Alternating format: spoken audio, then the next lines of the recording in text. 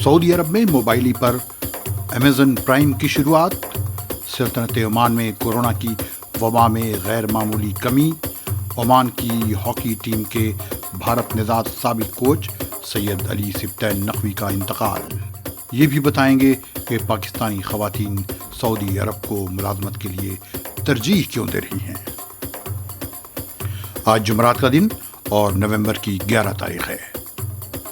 अरब देश की खबरें सुनने वालों को फैजुल हक का सलाम।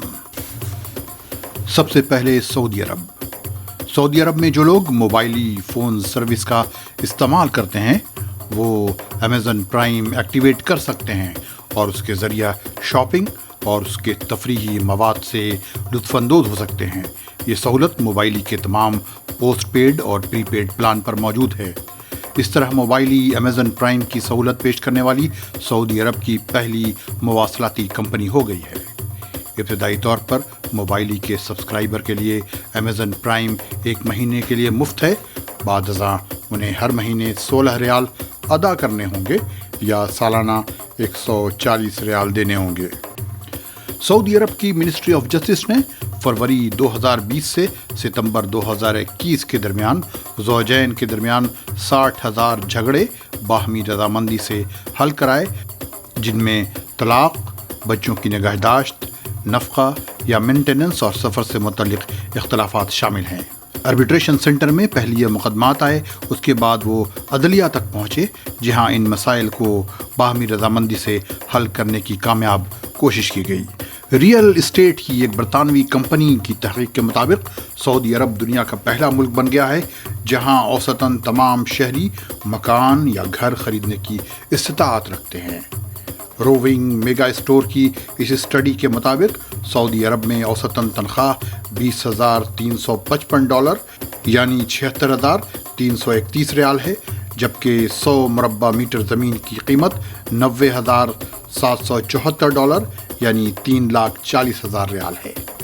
ये कंपनी 109 मुल्कों में अपने रिसर्च के बाद इस नतीजे तक पहुंची।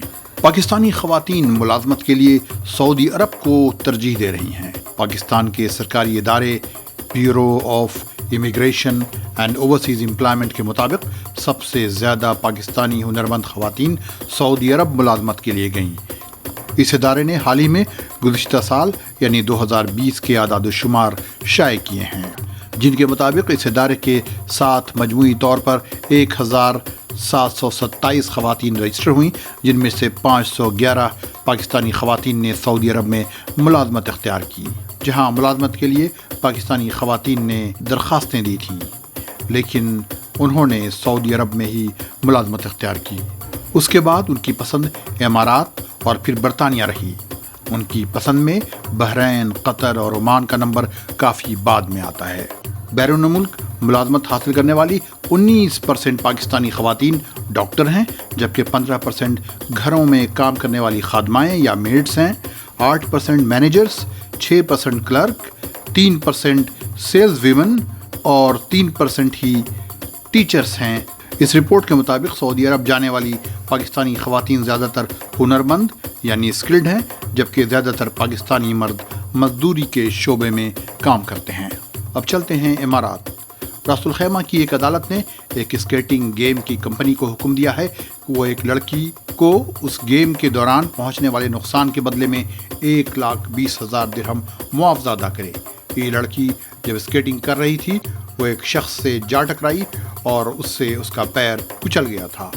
उस लड़की ने अदालत में दरख्वास्त देकर उस कंपनी के ख़िलाफ़ शिकायत की थी कि उसने कंपनी में स्केटिंग के लिए ज़रूरी सलामती या सेफ्टी के मुनासिब इंतज़ामात नहीं किए थे, जिसकी वजह से यह हादसा पेश आया। जब उसके पैर में चोट आई तो उसे एक अस्पताल में दाखिल किया गया। उसकी फिजियोथेरेपी आज भी जारी है, लेकिन वो अब तक अपने पैरों पर चल नहीं सकती। उस लड़की ने अपने इलाज पर बैरून मुल्क भी काफ़ी खर्च किया था, लेकिन अब तक उसकी हालत दुरुस्त नहीं हुई है। वो आने जाने के लिए व्हील चेयर का ही इस्तेमाल कर रही है।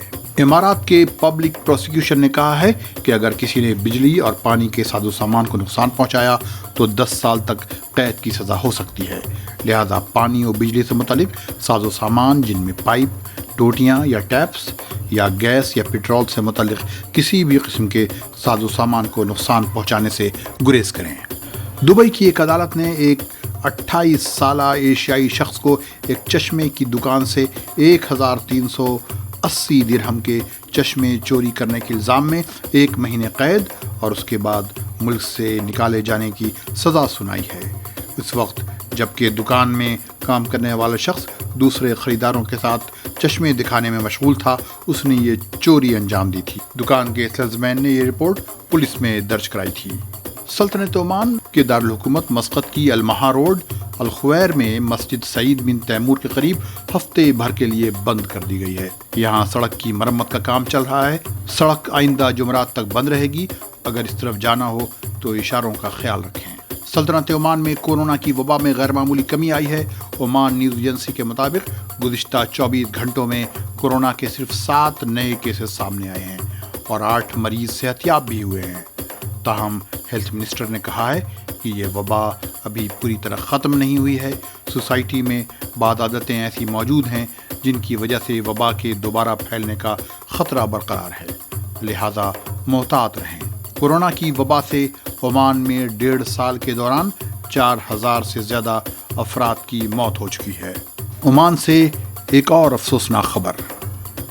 سلطنت عمان کی ہاکی ٹیم کے سابق کوچ سید علی سبطین نقوی نہیں رہے۔ 10 نومبر کی صبح دارالحکومت مسقط میں ان کا انتقال ہو گیا۔ جیسے ہی یہ خبر سوشل میڈیا پر آئی، ان کے چاہنے والوں نے تعزیتی کلمات پیش کیے۔ نقوی صاحب اللہ انہیں جنت نصیب کرے اور اعلیٰ مقام سے نوازے۔ 80s میں عمان کی ہاکی ٹیم کے کوچ تھے۔ ان کے انتقال کی خبر نہ صرف بھارت بلکہ پورے برصغیر ہند و پاک سے تعلق رکھنے والوں کے لیے بڑا صدمہ ثابت ہوئی، خاص طور پر جنہیں اسپورٹ سے دلچسپی رہی ہے۔ مسقط میں بھارتی سفارت خانے نے بھی ان کے انتقال پر اظہار تعزیت کیا۔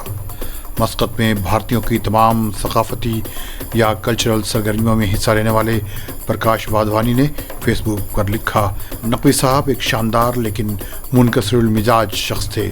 ان کا انتقال تمام لوگوں، خاص طور پر اسپورٹس کمیونٹی کے لیے بڑا نقصان ہے۔ جندال شدید کمپنی میں سینٹرل کرین مینٹیننس کے جنرل مینیجر پردیپ جین نے لکھا، میری ان سے ایک ہاکی ٹورنامنٹ کے دوران ملاقات ہوئی تھی، خدا ان کی روح کو شانتی دے۔ سہیل خان جو مسقط میں ہندی اور اردو کی تمام کلچرل سرگرمیوں میں حصہ لیتے رہے ہیں، انہوں نے فیس بک پر بھارتی سفارت خانے کے تعزیت نامے کو پوسٹ کرتے ہوئے بتایا کہ نقوی صاحب مرد و خواتین کی بھارتی ہاکی ٹیم اور عمان ہاکی ٹیم کے کوچ تھے۔ انہوں نے عمان کی اولمپک کمیٹی کے تشکیل میں بھی اہم کردار ادا کیا تھا اور اس سے تقریباً 2 دہائیوں تک جڑے رہے تھے۔ اسپورٹس کی دنیا میں ان کی خدمات کے لیے انہیں کئی اعزازات سے بھی نوازا گیا تھا۔ اب کچھ خبریں ترکی سے۔ ترکی کے مقام مرسین میں 4 افراد پر غیر قانونی طریقے سے مچھلیاں پکڑنے کے الزام میں 5,500 لیرہ جرمانہ کیا گیا ہے۔ سیکیورٹی حکام نے چھاپہ مار کر ان مچھواروں کو پکڑا تھا۔ استنبول کے ایوب سلطان علاقے میں ایک 2 منزلہ عمارت میں دھماکہ ہوا۔ پولیس جائے حادثے پر پہنچی اور اس دھماکے کی وجہ کی جانچ کر رہی ہے۔ استنبول میں بڑی مقدار میں نقلی طبی ساز و سامان ضبط کیا گیا ہے جو عمرانیہ اور عطا شہیر علاقے میں پائے گئے۔ اس میں 4,500 بوٹوکس کی دوا بھی شامل ہے جن کی اجمالی قیمت 14 لاکھ لیرہ بتائی جا رہی ہے۔ اس بلیٹن میں بس اتنا ہی۔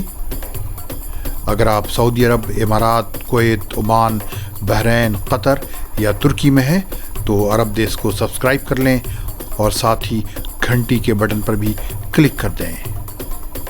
ملتے ہیں اگلے بلیٹن میں۔ خدا حافظ۔